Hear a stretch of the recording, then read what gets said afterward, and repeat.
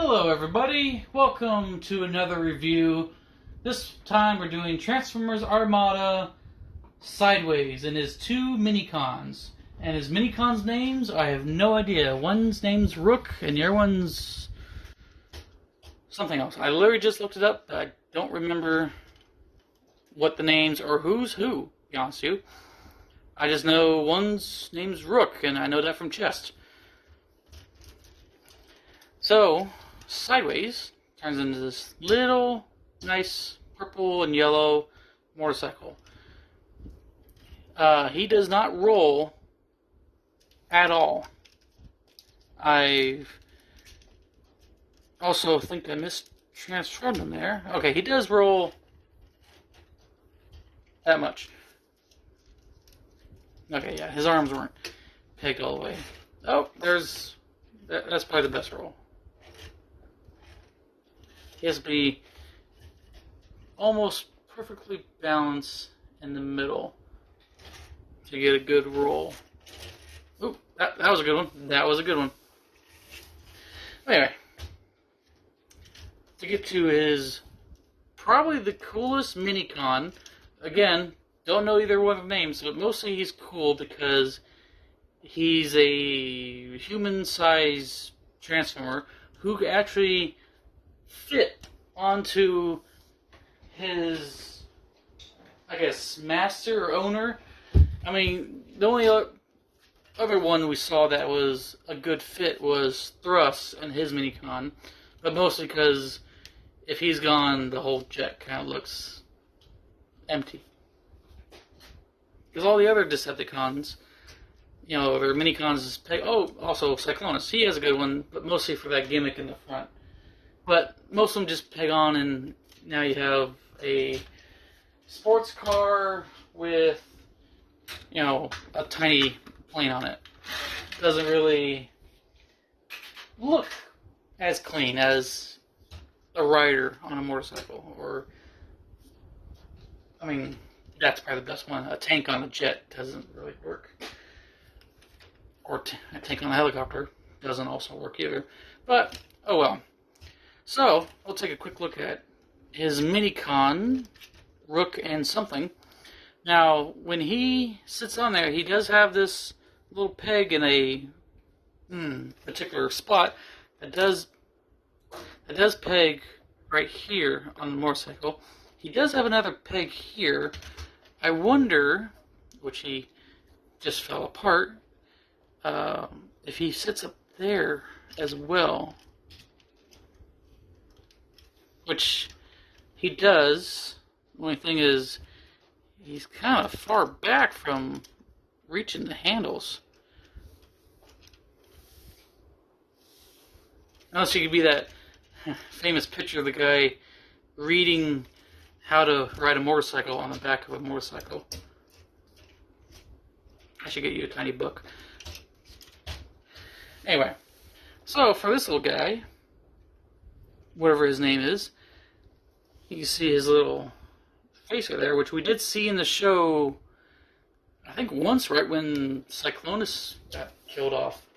But for this little guy, well, two guys, to put them together, you see how their arms are positioned, and the back is folded up, like so. So he sits in there, but he's not 100% in there, because he will fall apart if you look at him wrong. Yeah, so he doesn't peg, and he also doesn't really stand all that well. But he's still pretty fun. And considering he's technically a robot, we'll do a size comparison with a VHS. Here's Wayne's World. He is very short compared to a VHS. Now, if you're going to compare both of them to a VHS, they get a lot shorter. Which I'll show you the transformations, and then we'll do the height difference. So, for this guy, you're going to push his head in, like so, and then flip him 180, and rotate his arms slash feet down, like so. I like to keep the ball joint on the inside, so I can rotate the knee or the leg so he has a natural knee. Not the greatest knee, but it works. Rotate the other one down, and then rotate his arms like so. He looks like he's crowning right now. Oh, there he goes. Well, he was definitely crowning then. So there's one of them, either Rook or Minicon number 2. For this guy, you're going to take the backpack and fold it down as well. You're going to rotate his legs 180 on both sides. And then rotate his arms down. And there you go. You got, the gray one and, actually gray and purple, I guess, and then black and red. At least they got different faces, not just the same. But there they are. Oh, damn. I thought he was going to stand up. Okay, nobody move. So, that is their size comparison to a VHS of Wayne's World, which is an absolutely classic movie that features my favorite rock star, Alice Cooper.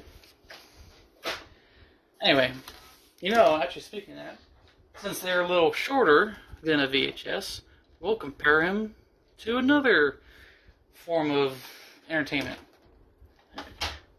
And if anybody older is watching this video, you're going to ask yourself, why do I even own this piece of media?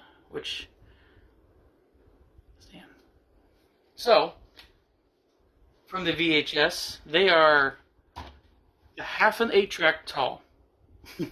I just happen to have Alice Cooper's from the inside next to me, so there you go. There's a size comparison to an 8-track. Next week we'll have a cassette and a laser disc. Well, actually, when I get to Unicron, I'll have a laser disc, or vinyl. They're the same size, pretty much. Anyway, I don't know why I keep calling him Cyclonus. Sideways, for his transformation, it's pretty simple. His motorcycle mode is probably the strongest looking mode he has. He rolls pretty good here. But his robot mode's very... I won't hide it. It's very bad. Especially his arms, because he has no elbows. He has these elbow wrists that just go up and down. That's all he has for arm movement. I mean, he has a elbow swivel, but he has no elbow, so I don't know if you could really call it an elbow. Anyway, transformation for this guy, you come to the seat and you're gonna pull it up like so, and pull, I guess, the back half of the motorcycle, or I was gonna say saddlebags, but there's no saddlebags in here. You take that up and you're gonna unpeg it right here, and then you're gonna pull his legs down. So this purple and yellow part, you pull down, extend it down, and you're gonna take his feet, rotate him back, and push him in like so, because that will create his foot. And you can see right there, he does have a little peg that snaps in there. And you come to the other side, pull his leg down like so, and then take his foot, or his ankle, I should say, his ankle, push it inward, and push his foot up until it clicks. And there you go. You have his feet. Now if you come to his arms slash exhaust, I'm gonna assume that's supposed to be the exhaust. You're gonna take that apart, rotate it out like so, and come to the front. Take the front of the motorcycle and unpeg it right here and rotate it around, and then come down with it. It doesn't peg or anything; it just sits in there. And then I like to do is bend the shoulder bits like so. So when you pull it forward, it kind of lines up with that clear peg a little more. Not by much, but enough to make a difference. And then come to his arms, rotate at his elbow. Same on the other side. And then come to the back and rotate both wheels horizontally and then fold. Oop. Sorry, I had it the wrong way. So with the fender on his right side, fold it up like so.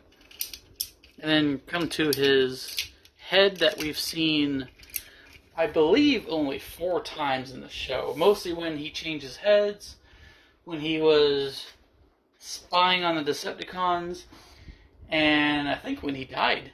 You might have seen maybe his head. I know you mostly saw his head at the end. But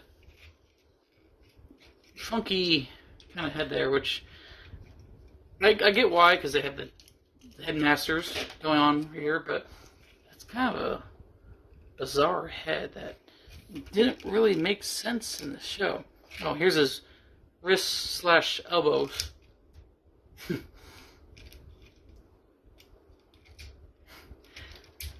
I don't even know why they include that. Like, hey, let's give him a wrist elbow then. Yeah, but he doesn't have one. He just has that wrist. Yeah, that's his elbow. Okay. Okay, tough guy. Anyway, so for his head transformations, you're going to push his head down and never speak of it again. You're going to come to his red and black minicon, which you're going to rotate 180 like so.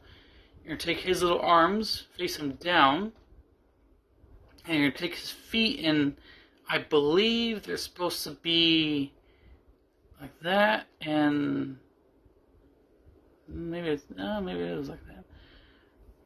I don't remember how his feet are supposed to go. I'm more of the Decepticon fan, so I never really had this guy's head on as much compared to the gray and purple one. I think that's how his head's supposed to be. I guess I should have been explaining it. You're supposed to take this little visor and pop it up and reveal his red eyes. Yeah. And then come to sideways. And I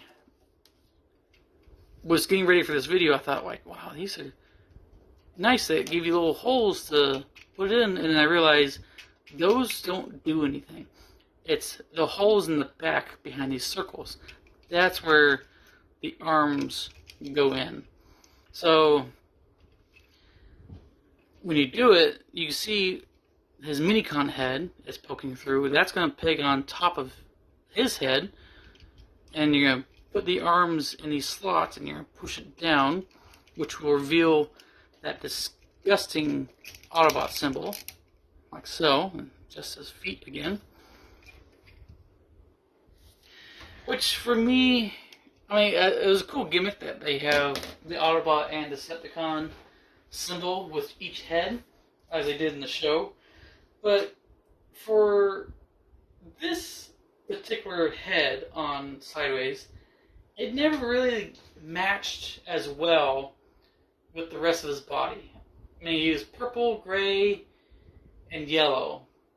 And then you have this black helmet with 2 red stripes on it. It seemed like the Decepticon one fit better with the body compared to the Autobot one. But that could also be me, because I'm a Decepticon fan.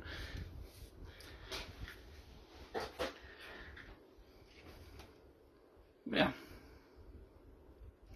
And then for his glorious Decepticon head, you're going to take this, which he's almost ready. You're just going to rotate the arms down, rotate him around, and I'll adjust his feet when I put him on his head. And you're going to take his visor and pull it up, revealing his purple little eyes. come over here and peg them back on. You can see the beautiful Decepticon symbol coming out. And it rotates his knees like so. Because I remember how these ones are supposed to be like that. It's supposed to come up. I think his is supposed to, you know, be like that. Yeah, I like. I mean, again, it doesn't look the best. I think in the show, they did a little better job of matching it with the body. Because in the show, the black helmet, I mean, it did look good on him, but I think when he changed over to the Decepticon, the gray helmet looked a lot better in the show compared to this one. And just to do a height comparison now, since he has his helmet on, here he is with Wayne's World again. So he's about 3/4 of a VHS tall. And since I busted out the 8-track, he is 1 8-track tall. Actually, no, he's taller than 8-track. So he's just a little taller than an 8-track. But that's all she wrote. Well, that's Armada Sideways. Thank you for watching.